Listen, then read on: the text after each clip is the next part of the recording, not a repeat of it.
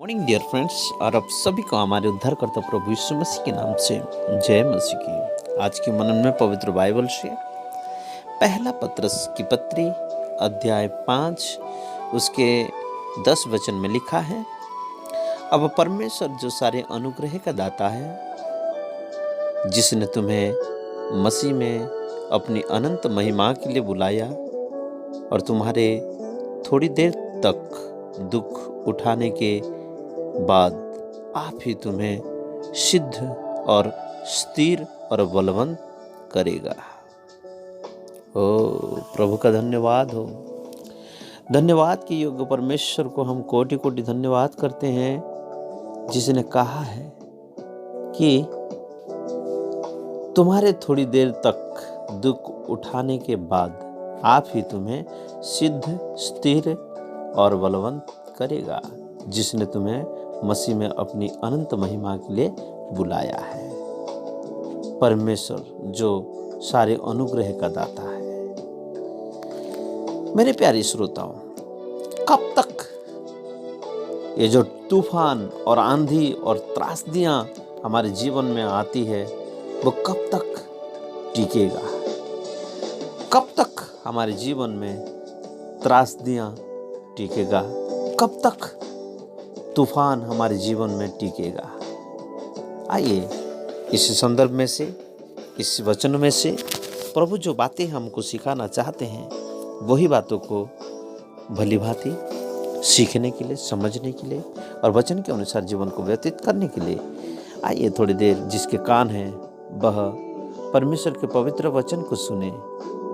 कलीसिया से आत्मा यूं कहती है। सितंबर 2004 में बरमुंडा द्वीप में हरिकेन फेवियन नामक एक तूफान ने द्वीप में भयंकर तबाही मचा दी। विगत 40 वर्षों में उस द्वीप में आए 3 तूफानों में यह सबसे बड़ी और भीषण और भयंकर था। हवाओं की गति 150 से 160 मील प्रति घंटे की थी और 5 सितंबर को दोपहर से लेकर मध्य रात्रि तक बड़ी प्रचंड आंधी चलती रही। इस तूफान से बरमुंडा में जनधन की बहुत बड़ी हानि बड़े पैमाने पर हुई थी और अनेक इमारतें ध्वस्त अथवा क्षतिग्रस्त हो गई। समुद्र तट स्थित अनेक बीच, रेस्टोरेंट एवं होटल इत्यादि बहकर समुद्र में समाहित हो गई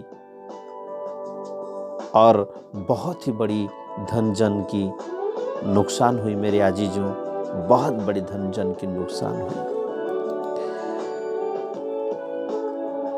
इमारतों की छतें उड़ गई, मोटर गाड़ियां पलट गई और हजारों पेड़ पौधे उखड़ गए। एक द्वीप से दूसरे द्वीप से संपर्क कट गया। सारा जन जीवन अस्त व्यस्त हो गया। एक द्वीप से दूसरे द्वीप से संपर्क कट गया। सारा समुद्र के पानी ने मछली मारने वाली नौकाओं को, तट स्थित घरों को बैठक तक धकेल दिया और बरमुंडा सदैव एक सुंदर उद्यानों के लिए विख्यात था, किंतु इस तूफान ने इसे पूरी तरह से तहस नहस कर डाला। सितंबर 6 की प्रातः तक तूफान खत्म भी हो गया, किंतु अपने पीछे विनाश को छोड़ गया। मेरे आजीजों, विनाश को छोड़ गया। जरा सोचिए, नूह के समय का जल प्रलय के बारे में क्या कितना कुछ नुकसान नहीं हुआ होगा, थोड़ा सोच सकते हैं। अगले दिन मैंने जब अपने एक मित्र को इसके बारे में जब मैंने जानकारी हासिल करने के लिए पूछा, तो आज मौसम कैसा है बोल के कहा। मैं उसके उत्तर से विस्मित हुआ, आश्चर्यचकित हुआ। आज का मौसम सुहावना है, सूरज चमक रहा है, आसमान नीला है, खूबसूरत हवा बह रही है। ऐसा महसूस ही नहीं हो रहा है कि कुछ ही घंटों पूर्व भयंकर तूफान आया था। ओ कितना अद्भुत बात है ना।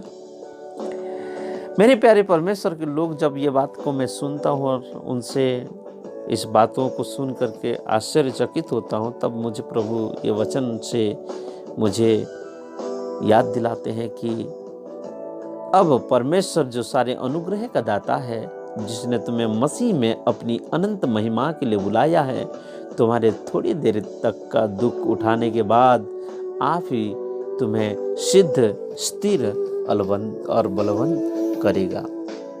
हाँ मेरे आजीजों, जिसने प्रतिज्ञा किया है वो कभी भी यूं ही ऐसे ही अकेले नहीं छोड़ेगा, वरन वो हमारे साथ सदैव रहने की प्रतिज्ञा की है और वो सदैव रहेगा। चाहे वो कितने बड़ी त्रासदियाँ हो, चाहे कितने बड़ी तूफान हो, कब तक टिकेगा मेरे आजीजों, कब तक टिकेगा। हम सब के लिए एक खुशखबरी,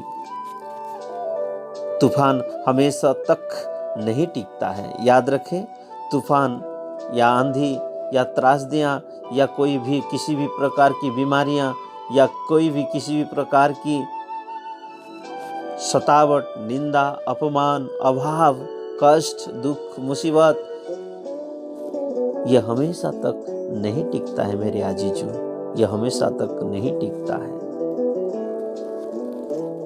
हरिकेन फेबियन भले ही बहुत भयंकर विनाशकारी था, तथापि हमेशा तक के लिए टिका नहीं रहा मेरे आजीजों, हमेशा तक के लिए टिका नहीं रहा। उसी तरह हमारे व्यक्तिगत जीवन के तूफान भी हमेशा तक टिकेगा नहीं। मैंने और आपने अनेक कठिन समयों का सामना किया होगा। दाऊद की तरह हम भी प्रश्न उठाते रहे होंगे, हे प्रभु कब तक मैं ऐसी दुर्दिन का दिन देखता रहूं? कब तक मेरा ये हड्डियां टूटते रहेगी? कब तक मेरे शत्रु मुझ पर चढ़ाव करते रहेंगे? कब तक मैं इस गरीब अवस्था में जीवन व्यतीत करूं, अभाव में जीवन व्यतीत करूं, फाइनेंशियल प्रॉब्लम, पारिवारिक प्रॉब्लम, सामाजिक प्रॉब्लम, शारीरिक प्रॉब्लम में जीवन व्यतीत करते रहूं? कब तक? ऐसा सवाल आप और मैं भी, हाँ मेरे अजीजों, आपके और मेरे मन में भी हो सकता है रहा हुआ होगा। हो सकता है हम परमेश्वर से ये प्रश्न, ये सवाल हम करते होंगे। लेकिन भजनकार भजन संहिता 13 उसके 1 से 2 में वह यही प्रश्न पूछता है। हाँ मेरे अजीजों, वह यही प्रश्न पूछता है। कभी कभी हमें दुख, कष्ट थोड़े दिनों के लिए छू लेते हैं, कभी कभी वे देर तक हमें परेशान करते रहते हैं, किंतु उनमें से कोई भी हमेशा तक नहीं टिकते हैं मेरे अजीजों, कोई भी हमेशा तक नहीं टिकते हैं। हो सकता है कि हमारे जीवन में कठिन समय आए, बहुत ज़्यादा कठिन समय हाँ आ सकता है। उनमें से कुछ घंटों, कुछ दिनों, कुछ सप्ताहों, कुछ महीनों अथवा कुछ सालों तक चलता रहेगा, किंतु वे हमेशा तक नहीं टिकेगा। इसी बात की प्रतिज्ञा परमेश्वर अपने वचन में हमसे करता है। इसलिए प्रभु से धन्यवाद करते हुए, जो आपको और मुझे सिद्ध, स्थिर और बलवंत बनाने के लिए मसीह यीशु में अनंत महिमा के लिए बुलाया है, ये थोड़ी देर के तक का दुख उठाने के लिए, दुख उठाने के बाद आप ही हम सिद्ध बनते जाएंगे, स्थिर और बलवंत होते जाएंगे, क्योंकि जो परमेश्वर ने बुलाया है वो सर्वशक्तिमान है, वो अनुग्रहकारी पिता परमेश्वर है, प्रार्थना सुनकर उत्तर देने वाला परमेश्वर है। इसलिए उसके हाथों में अपने जीवन को समर्पित करें। आइए हम अपने स्वरों को झुकाएं प्रभु से यह प्रार्थना करें, हे हमारे स्वर्गीय पिता, हम आपको धन्यवाद करते हैं, धन्यवाद देते हैं कि आपने हमसे यह प्रतिज्ञा दी है कि जीवन में विपरीत परिस्थितियां सदैव बनी नहीं रहेंगी। और हम इस बात के लिए आपको धन्यवाद देते हैं कि प्रभु आपने कहा, अब परमेश्वर जो सारे अनुग्रह का दाता है, जिसने तुम्हें मसीह में अपने अनंत महिमा के लिए बुलाया है, तुम्हारे थोड़ी देर तक दुख उठाने के बाद आप ही तुम्हें सिद्ध, स्थिर और बलवंत करेगा। ये प्रतिज्ञा आपने कहा है आपके डरबों के लिए, और आप अच्छी तरह से, हाँ प्रभु, प्रतिज्ञा को आप पूरा भी कर सकते हैं।